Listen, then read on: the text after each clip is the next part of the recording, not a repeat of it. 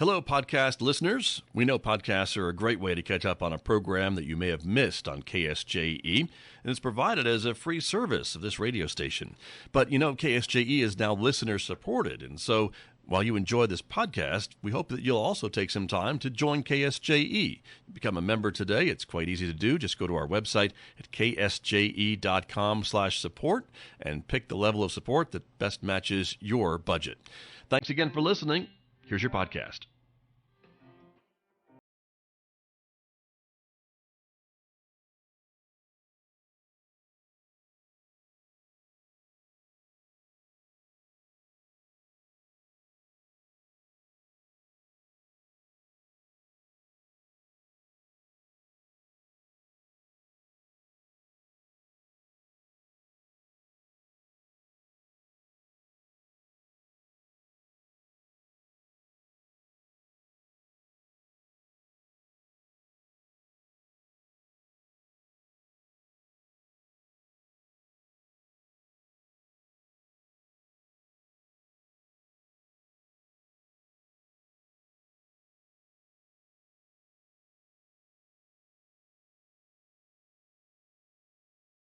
Past 8 o'clock. It's Wednesday morning, March the 24th. Good morning, everybody. I'm Scott Michlin, and thank you for tuning in to KSJE, 90.9 FM over the air here in San Juan County, New Mexico, 103.3 FM over the air in Durango, Colorado, and streaming everywhere from our website, ksje.com. Welcome also to our viewers this morning who are watching this visual radio program. The video is streaming live to the KSJE YouTube channel, our Facebook page, and our Twitter account. So we're glad that you are with us too this morning, everyone. Coming up in the next few moments, we'll be talking with Aztec schools, and that is something we want to pass along this morning as well, because Aztec schools are on a 2-hour delay this morning because of the wintry weather that is impacting the area. So just FYI, 2-hour delay for Aztec schools. They are the only school district that we have heard from this morning about any weather delays, but we're keeping track of all of them on our website, of course, at ksje.com. So as I mentioned, Superintendent Kirk Carpenter is my guest this morning. We'll be talking with him in the next few moments. And then, of course, later on this hour, we'll check in with Dr. Mike Hadabaugh from the Encouragement Lab. He is with me every Wednesday at 8:50 a.m. This week is no different. So join us for that coming up later on this hour right here on KSJE.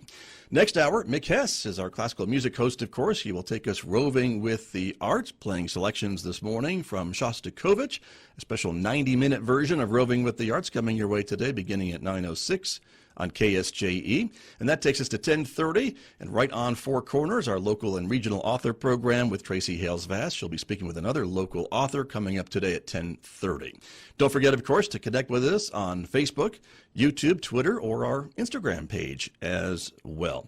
And of course, we always tell you that visual radio can take you places. Let's take you out to just outside our window this morning here at San Juan College, where the temperature is about 30 degrees, and we are expecting, again, some snow throughout the day today in our forecast. But here's a current view outside just a few moments ago at the student housing construction site here on the San Juan College campus. Not too much construction going on this morning, but there are a few folks walking around out there on the construction site.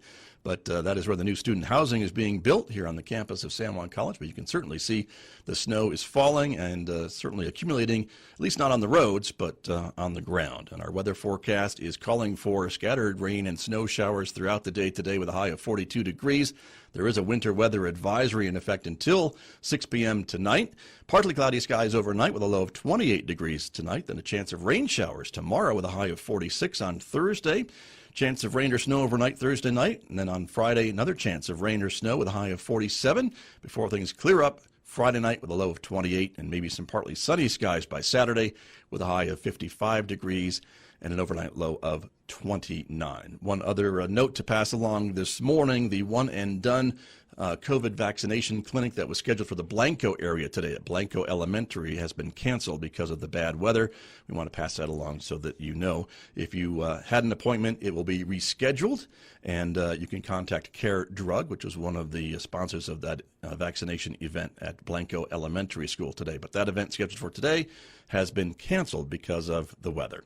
All right, without any further ado, let me introduce my guest because I'm thrilled that he's back in the studio with me this morning. Superintendent Kirk Carpenter is here from the Aztec School District. Welcome back to KSJE. Thanks, Scott. It's nice to be back over in the studio. And, right.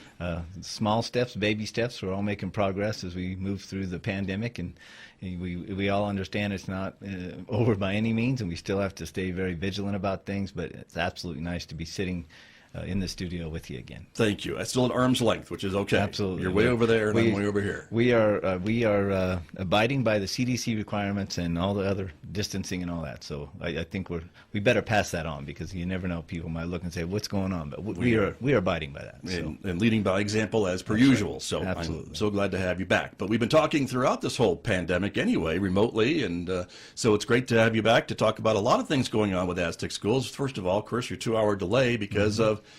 You've told me before, a lot of the roads in some of the more far-flung parts of the school district get pretty wintry pretty quick on days like this. They do, and we made a late call, later than we usually wanted to. I mean, we always try to do it before the buses roll, and it's about 13 minutes before the buses rolled this morning.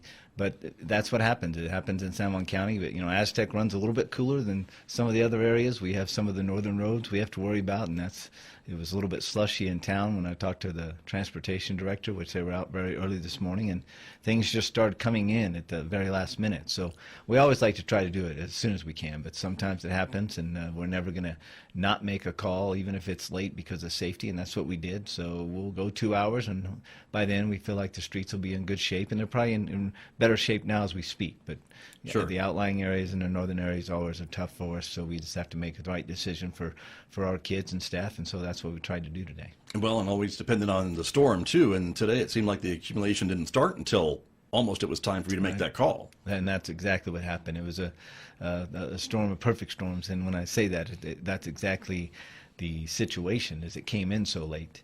And with that coming in and the timing of it, it wasn't the most conducive to get everything out as soon as we'd like to, but Mother Nature doesn't operate on our clock. It operates on hers, and we just have to respect that and honor that. Very good. Well, let's talk a little bit about some other things that are going on. And, of course, there was work going on to find the next superintendent of the Aztec School District, because you have announced your well-deserved retirement at the end of the school year. And so can you give us an update on the search process? Yeah, they met last night. I don't have details. I was obviously not in the meeting, but they're on track. They're selecting finalists to interview. That's what they did last night. Again, not understanding how many or who at this point. And this is the school board, not the search committee. They have sent their recommendations to the board? The search committee was, Dr. Linda Paula, former superintendent, has actually led the superintendent search and has done a tremendous job. They last night took the finalists, the candidates, looked at all of them, and developed the finalist list, and that was in conjunction with the committee. I see. Which will be a fairly large committee, as you would expect. A lot of community members, teachers, admin, staff members that are going to be on this committee, and they'll move forward to April 5th when they'll do interviews of the finalists, and by April 6th, the intent is that a job would be offered and a new superintendent could be announced as early as the 6th. So it's moving along, and it seems to have been a really good process. Anybody who knows Dr. Linda Paul knows that she does things very detailed. She's very competent. Obviously, the former superintendent in Aztec, so she understands the district. All of that brings great benefit, and for me, it's it's surreal in many respects, but it's also it's nice to have people that are on the committee and have the type of operation that they've done, because all I want is for the best for that district as we move forward. And I've said it many times. It's going to be a step up. They'll get somebody even better, and I mean that in all honesty. The district's been tremendous, has a lot of great people, so I'm looking forward to how this turns out. But I know it's going to turn out well, because Aztec deserves that, and that's what they'll get. They'll get somebody that'll be right for the job and do great things, and they have a lot of great people to work with. Right. Well, and so it sounds like in the next couple of weeks, maybe 3 weeks at the most, we'll be maybe hearing some news out of that effort. Yes, I mean it's technically 2 weeks, I guess, from yesterday, or if I'm not mistaken on my dates. No, I think you're right. And a decision could be made, and Okay. a new superintendent named. And my last day is scheduled for June 30th. Hopefully, and part of the timeline in looking at this was to get somebody on board so we could have some cross training. Not that they need training on how to do the job, but a lot of just informational sharing of what's going on with the district, where we've been, where we're going. Obviously, a new superintendent brings in a new vision.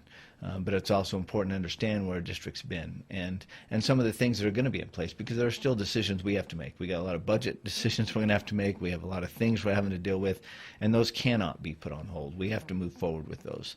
And at the same time, when somebody comes in new, it's not they come in under Kirk Carpenter's superintendency. They come in with their own. But there's going to have to be some things established initially to make sure they come in with the smoothest transition possible for the district and for the benefit of the district. And so that's why we set the timeline like we did. And hopefully we'll be able to get somebody in where we can do some, like I said, some sharing, informational sharing, and have them meet with key people and just fully understand where we are. I mean, I've developed a very extensive timeline of all the different things that happen during each month, different, whether it's board meetings or in the state, because again, I want nothing more than for Aztec schools to move forward and keep moving forward, and part of that is making sure it's a smooth transition. Very good. Well, we'll look forward to hearing the developments as that moves forward. And I think early April is another significant timeline for another reason, and that is the return of most or all of your students to face-to-face learning, right? That's correct. In fact, next Monday, we will have all of our students back, which will be a tremendous forward step, if you will. You know, I keep coining the term that we're not going back to normalcy. We're going to a forward normal. And I say that because we have so many things we have learned during this time. We have so many things we have benefited even during this harsh pandemic, with all the negatives that have been there. But there's also a lot of positive things in the way we've delivered instruction, the way we've had to change our pedagogy, relationships, all those things. And those things cannot be forgotten. We have to move forward. And if education doesn't move forward in the United States, I've said this many times, after what we've gone through, shame on us as educators, because we have had to do things differently. We've had to meet kids in many respects on the terms in which they need to learn with technology. And that doesn't mean that technology can ever replace a teacher. It cannot and will not ever. However, we need to marry the two in a way that has been unlike any time in our history, and allow this to be a step forward for us, and not understanding there's been some learning loss. But as far as how we move forward, we have plenty of opportunity to do great things with education. So we're excited about it, and there's a lot of training that still needs to take place. It's not as easy as what I'm saying, and the amount of work and the hard work that's been going on by teachers and administrators is just, I can't describe it, but is absolutely appreciated, and so we're excited about it. Sure. Well, and for all those students and their families who've been wanting to get back into the classroom, who haven't maybe done as well with the virtual learning as maybe they had hoped or their parents had hoped, this is a big step. It's a huge step, because virtual learning is always going to be part of the process. Virtual learning and technology is always going to be something that's important. So you have to sometimes learn by doing things, and it has not been as smooth as anybody would like. It has not been as beneficial. It's been beneficial because of the hard work. But again, you can't replace the face-to-face. You can't replace the social, emotional part of what school's all about for students. And so getting them back, that too is just as important, honestly, as the academics. Because some of these seniors, they want to try to finish out their year and their schooling in what, again, might be called a normal way. It's not going to be normal for them. But we're going to do everything we can to try to make it the best experience the rest of the way out. We have about 10 weeks left of learning because we have an extended calendar. And so we're going to do everything we can to make sure that we provide them with the best academic and social experience that they can for the rest of the time that they're at that high school, because they deserve that and they need it. And the families need it as well. Sure. And with that being said, though, on the other hand, there have been a lot of students that have maybe excelled with the virtual classroom experience, and that is something that maybe you're going to offer into the future? It is, and it's very true. There are students that absolutely have excelled. And that's why I'm talking about education changing. The way we deliver education is going to change. We've always looked at it. We're continually making adjustments. The pandemic has forced us to move forward. and it really has. And aside from, again, all the negatives, it's pushed us into doing different things and doing things better. So virtual learning is going to be an option. It has to be an option because there's still going to be families even next August, come school, when it starts, that are still not going to be comfortable. But we need to provide education for them for many reasons. Learning first and foremost. But even as a district with enrollment, you have to look at the numbers and things it does. It totally changes your district. Our enrollment is down 400 kids. And that's not counting all the students on virtual. The virtual learners we're capturing. Sure. But that's still a lot of students, and that can have devastating impacts on a district and the way you can do things, your operations. So we need to make sure we're providing avenues for people to reconnect and stay connected within the district, within our school system, with our teaching. We're trying to look at synchronous teaching as much as we can. We're trying to evaluate whether we're going to do this K-12 or just in the secondaries. We've done some surveys with families. We had about a 25% return. Based on that, which for surveys is a good return. Yes. But based on that, we have information that points us that we need to provide the virtual learning. So currently we're looking at having somebody move from one principal position maybe into that, not creating a new position, to monitor that and help with that overall process. And we're in the beginning steps of that. And I know we're going to be reaching out to other districts because other districts are doing the same thing. And they have some good ideas. So we're going to be sharing, as we do so well up here in our Four Corners area, and collaborate and see what others might be doing that we might be able to borrow, or some things maybe they can borrow from us. But it's definitely going to be something we have to look at, and we are looking at. So we just need to continue to plan. We can't wait. We need to continue to plan for that, and then make adjustments as it comes. And stepping out as a superintendent, you make these kind of decisions, and then a new superintendent comes in. It's not trying to say, well, good luck with that. I'd never do that. We have a lot of great people who will still be there that can help with it, but it's essential that we do move forward for the benefit of the students in our community. Right, and so this would be a choice for parents in the fall. Again, still to be determined what grade levels we're talking about and things along that, but more details to follow. Yes. But it sounds like your teachers also would bear a big part of this too by being able to teach in person, face-to-face, but also have a virtual teaching component for their classes as well. That's correct. And there's many models out there, whether it's teachers teaching 4 sections of English and 2 virtually. And when I say 4 sections of English, I mean face-to-face, and 2 virtually. That's a model. Another model is taking, because of numbers and trying to maintain staff, is taking an English teacher that would teach all the virtual models. So again, what we're trying to do is just look at the numbers, try to make the best decision we can, because we're seeing a lot of families come back, and we're seeing a lot of families come back in the elementaries. So as we look at this, we're going to take the survey data, we're going to take the current data, the real-time data, and decide what is the best way to move forward. Is it a K-12 or is it just a 6-12? And then make some decisions. And how do we shuffle staff? How do we shuffle schedules? All of that has to be looked at, and we have to be flexible because that can change. Because in the fall, there may be 200 parents that have decided not to send their kids just at the secondaries, that all of a sudden 50 of them decide, you know what, I'm sending them back. So because schools are truly the safest places to be, and I hope people understand that. Even if you look at all the evidence and all the data across our country with the pandemic and some of the cases, schools absolutely are still a safe place. So we're just going to have to be flexible, but we have to have a plan. If you don't have a plan in place to adjust, then it's that whole saying: if you fail to plan, then you plan to fail. I've heard that before. You're right, and that's what happens many times. And so we'll be hearing more about that as we as things move forward, and of course with your teachers. And I was just going to say, after the year that all of educators have had over the past 12 months, it seems like putting a plan together like this is a piece of cake, even though I say that flippantly, but it's not true. But by being able to go online with a 2-week notice and doing all the things that your staff and your teachers have done in the last 12 months, I mean, this is just, I mean, they should be fairly used to it by now, but there's still a lot of little nitty-gritty details that need to be worked out. Definitely. But they're up to the challenge, I guess is what I'm trying to say. They are. What I love about our staff, and I love about what I've seen across our state, here and everywhere in the county, is teachers have taken the challenges and turned them into opportunities. And I know that's something we always echo to our staff. Let the challenges and obstacles become opportunities to do great things for kids. And that's what they've done. not easy. The teachers, they're tired. They've worked very, very hard this year. But, you know, the families, too, have gone through a lot. So we've all gone through it. So literally when I put out my little cliche-ish sayings about we are all in this together, we truly are.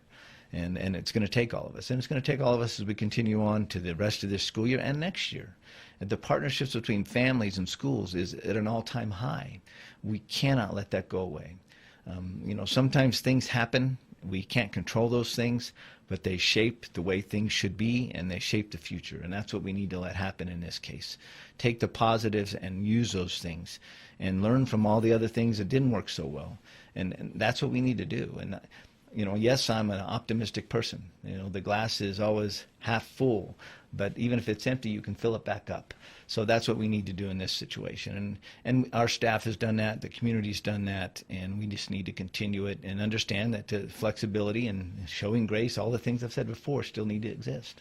Right. Well, and they've risen to the occasion before, yes, and there's no reason to think they can't do it again. Absolutely.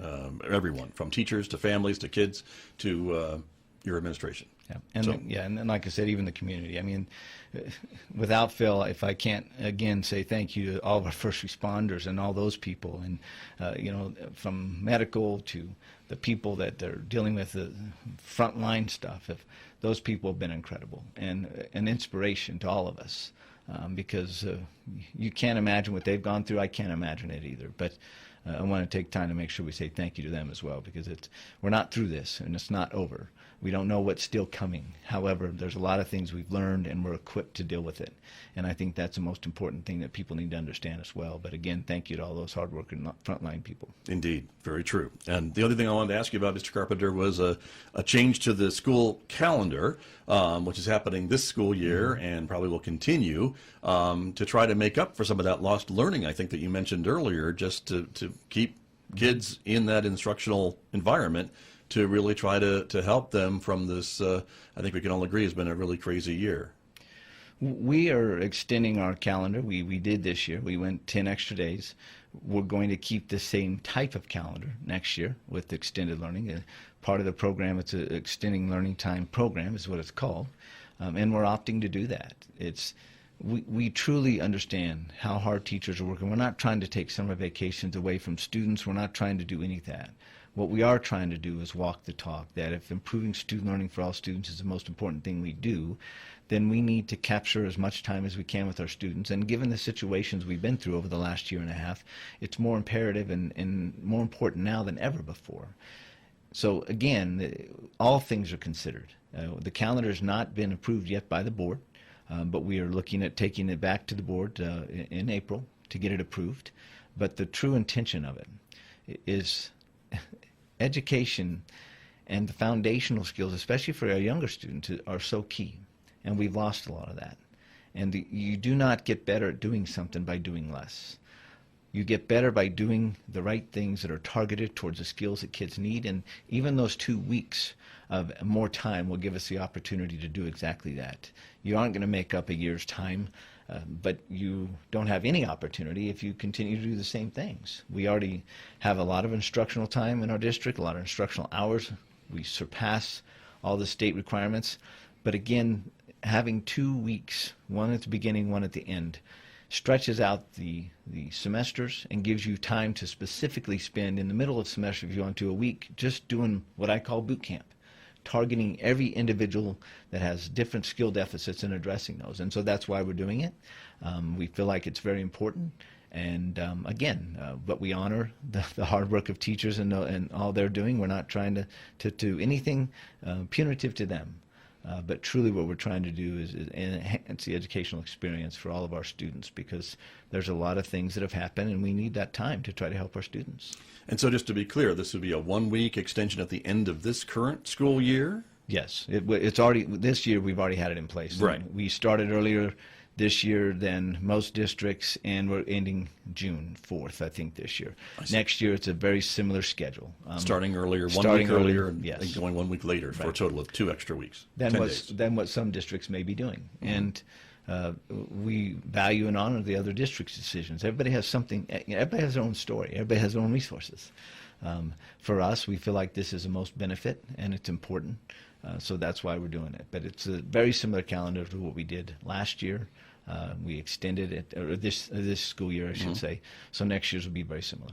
And the state certainly has allowed the district to do this, given the option to the local districts in the state, correct? Yes, and what I will say about that is there was a bill that would have forced all districts to do this. However, they've given some leniency on you to opt in.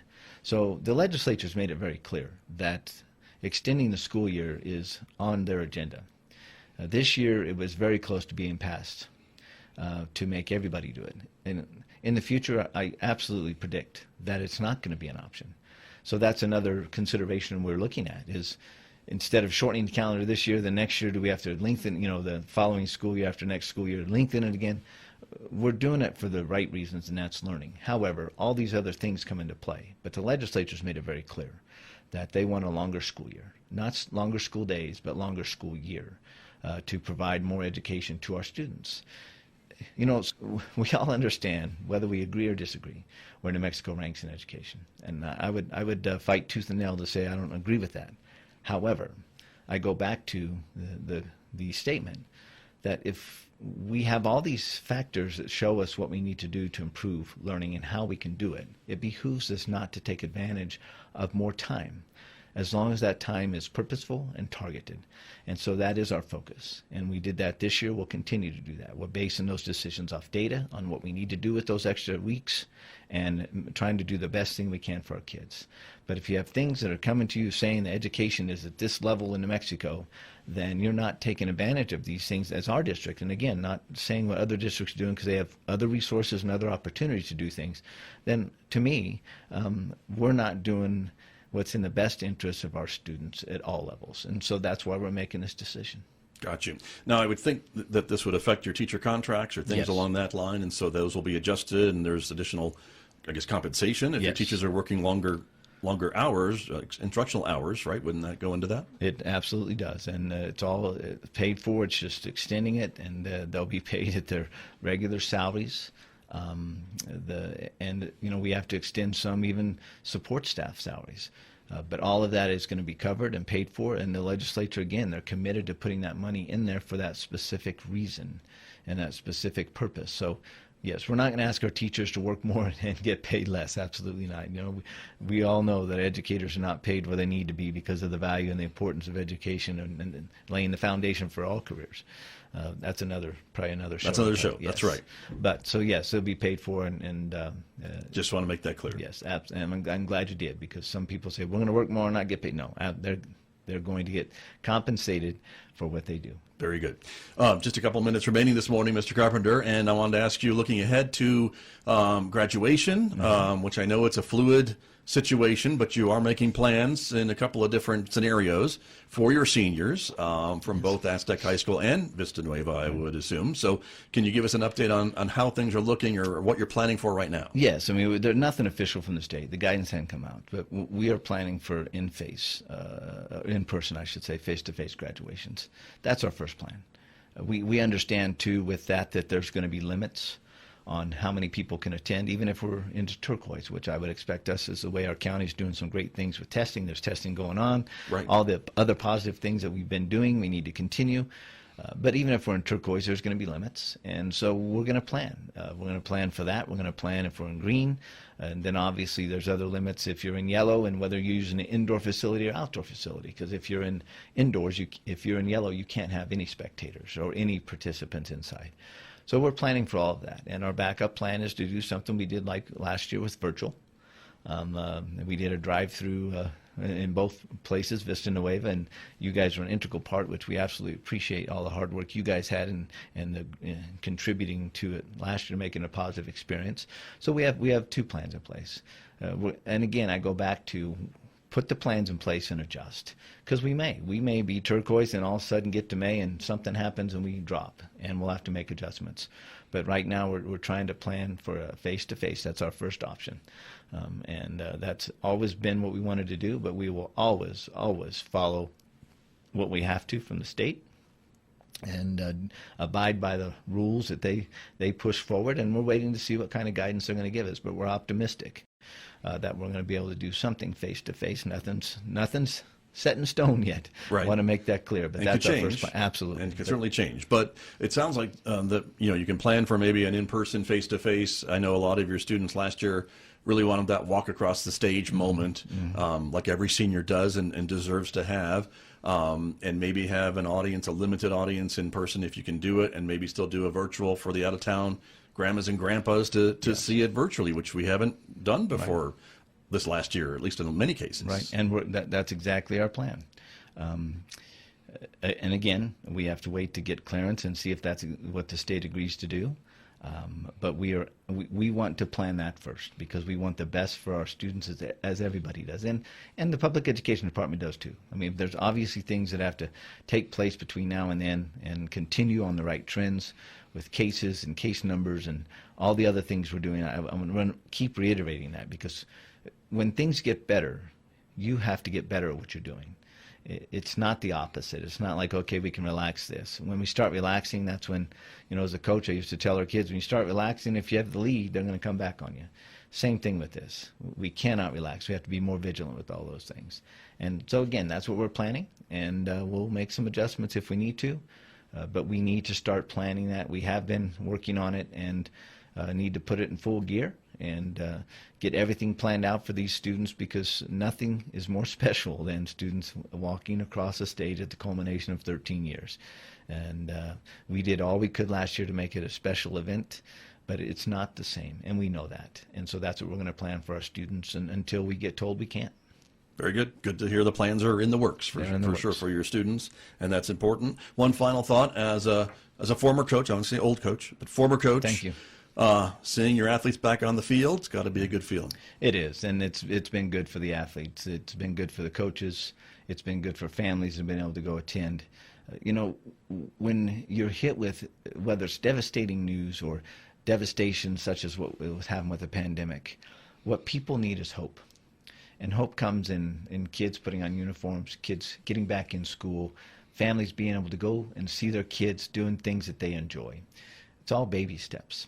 And again, we have to be careful on how we take these steps.